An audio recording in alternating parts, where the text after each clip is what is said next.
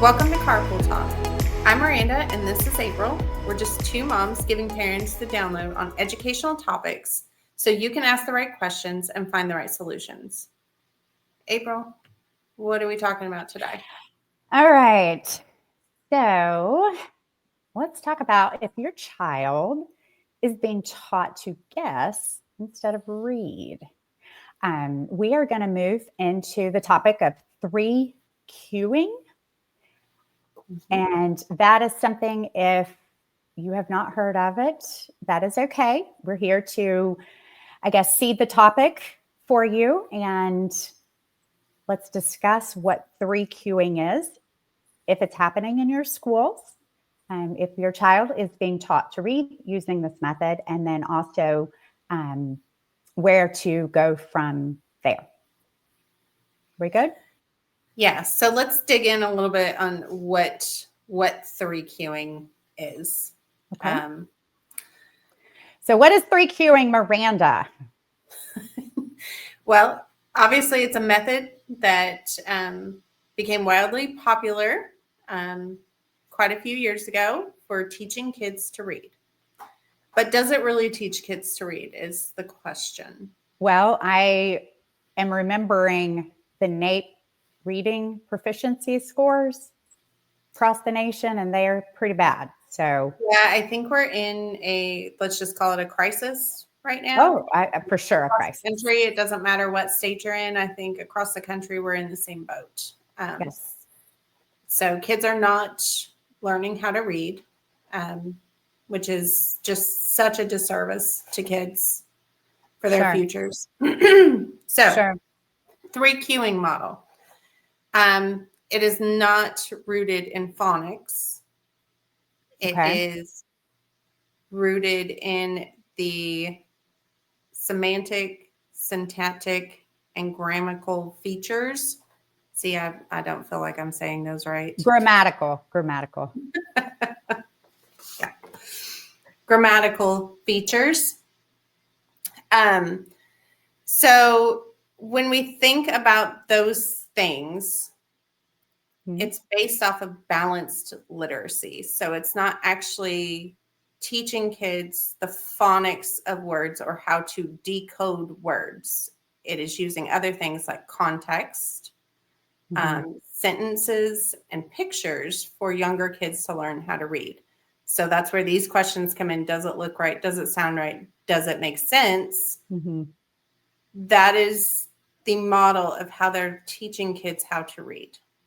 Okay, so that's the 3. If you're hearing that your student is being taught, does this word look right? Does it sound right? Does it make sense in the sentence? That is 3 cueing. Yes. Well, and they go by those little leveled reading books as well. So that's another thing, is if more than likely if your students or your child's classroom is going through these levels of reading, those little books that, use the same word patterns like cat, hat, rat, bat, and what they're doing is they're memorizing these little books, usually within a week, maybe a couple days, depending on the level of the book. And then it's like, yay, you're moving up a level. So these are, I guess, in the younger grades, the books that are like you are moving to the white level, or they're able to go into the teacher's classroom. And these are the level books in the classrooms. Is that correct? Yes. So, so like my child's classroom used the alphabet. So, they start level A and then they move B, C, D, E, and the books get a little bit harder each time. But they're little picture books, maybe 8 to 10 pages long. Sure. And that's where some of those questions from the before slide come in of, if they get stuck on a word, well, look at the picture. Does the word make sense? Does it fit what's happening in the book? Things like that. Gotcha. So this, I guess, the teachers are analyzing these reading errors using what is called the MSV technique. Mm-hmm. So meaning, structure, and visual, not phonetically like how the word sounds. Right. Okay. Right. Yeah. Yeah. So I guess my question would be, if parents are listening, when might I see 3Qing? Like what does this look like? Well, usually kids will come home with one of those little leveled reading books and, hey, read this book every night. That's your homework, or that's part of, your nightly routine. And if you personally say sound out the word, well, can your kids sound out the word? First of all, that's might be a little harder for them. But they are looking at pictures. They are guessing a lot.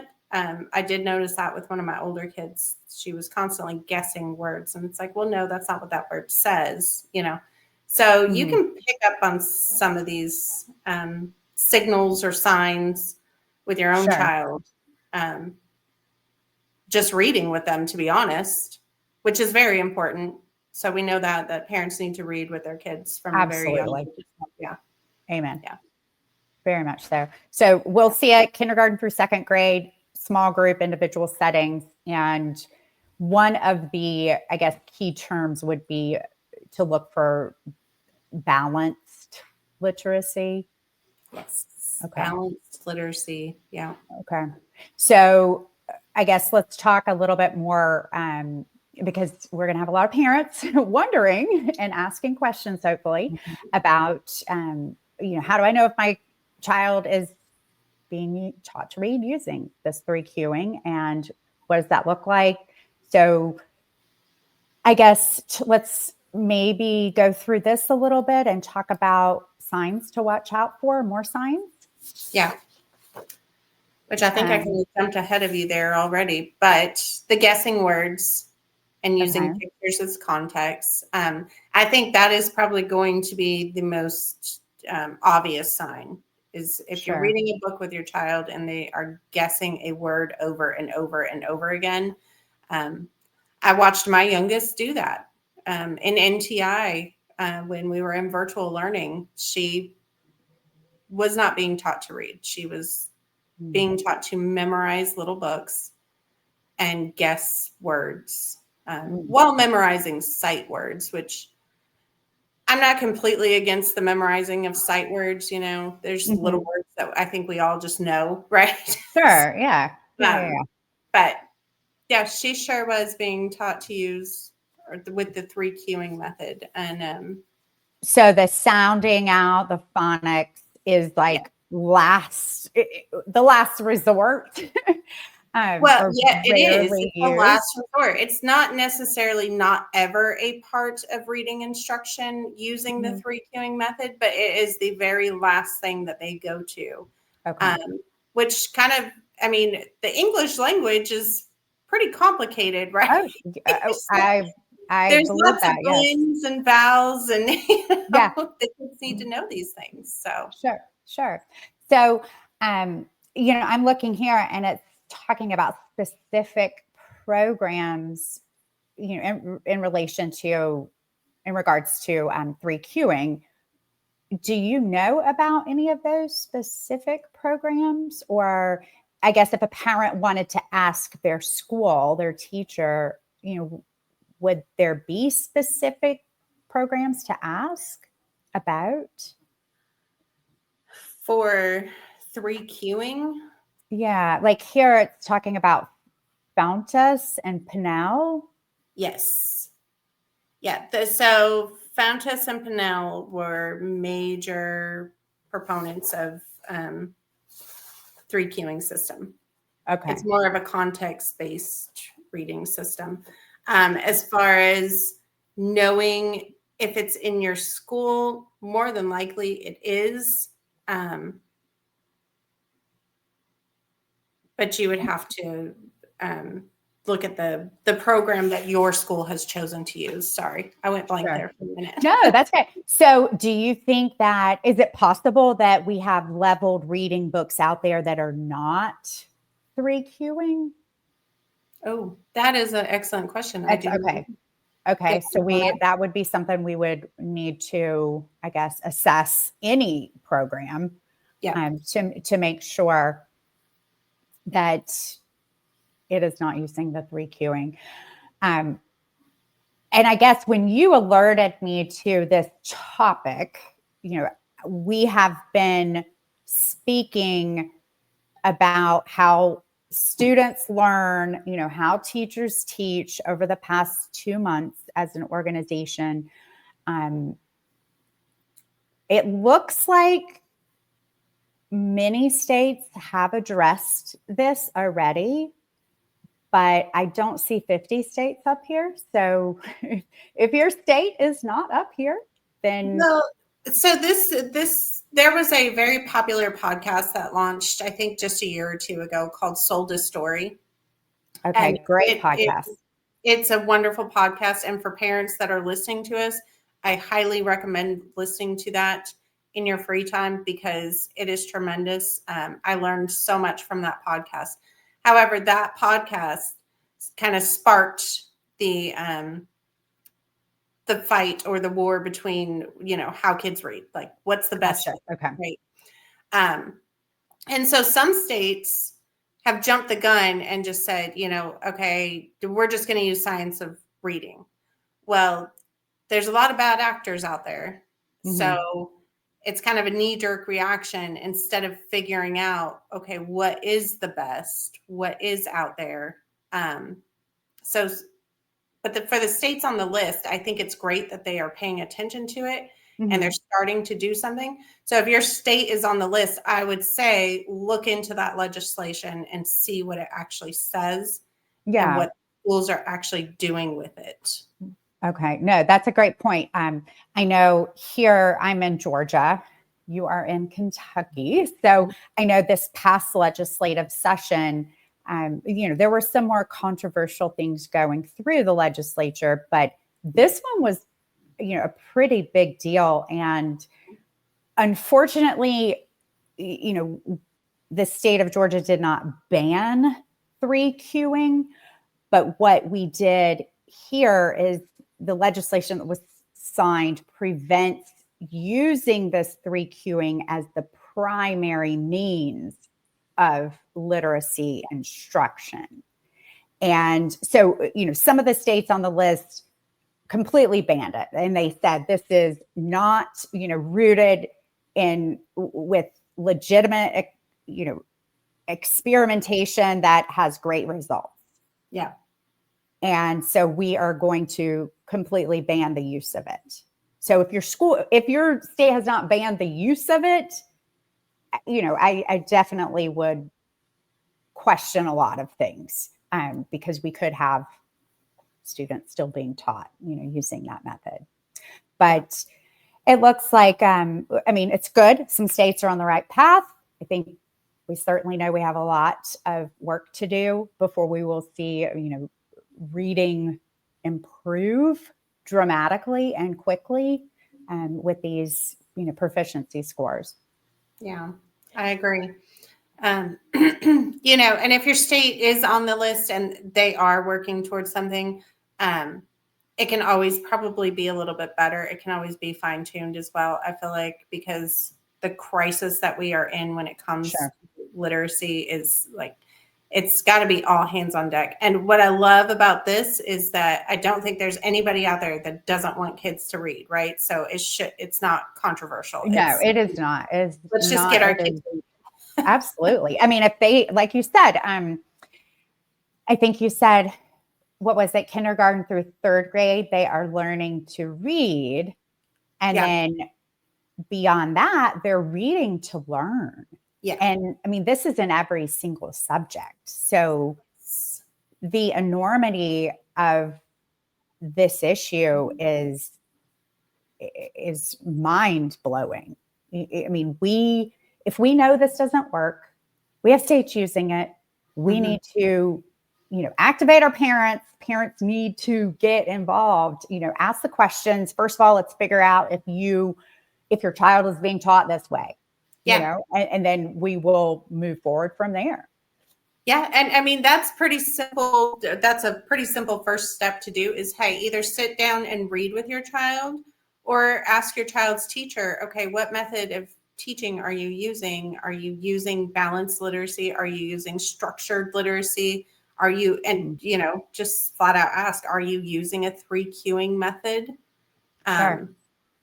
So that should be a very easy first little point to accomplish. Right. I will, let's see. We have, as Freedom Ed, we have some additional resources that could help parents. A podcast on the science of reading. This is listed, or you can find this on our website. Also, there's a blog, and this was a personal testimony speaking about just breaking out of the reading rut. Miranda, would you like to say something in regards to that? No, I love our resources. I think, I mean, if parents go to our website, it's an encyclopedia for parents, I like to say. So yes, no, but this is, I mean, reading is huge. I think this is something I would like for all parents to understand. The science of reading is a proven method, and this is what states should be using to teach to teach literacy. Structured literacy is going to be the, I guess, good term in this, the grand scheme of things. The balanced literacy is where the 3 cueing is going to fall. Yeah. Things that, I guess, to speak a little bit about the science of reading and the structured literacy, the main strategy is the systematic decoding using explicit phonics. So phonics, good. Yeah. It's central in, the process, the phonics, explicitly taught, practiced. The use of context and pictures are basically just used for comprehension, not identifying the words. So this is, again, this is the science of reading and structured literacy. Teachers giving feedback on errors. Every misread word is corrected with code-based feedback. Again, the structured literacy science of reading is strongly supported by research in neuroscience. And it is proven to build strong foundational reading skills. So why we would not be using it in our schools is, yeah, instead of if they get stuck on a word, again, it is, look at the picture. What's the first letter of the word? Does it make sense in the sentence?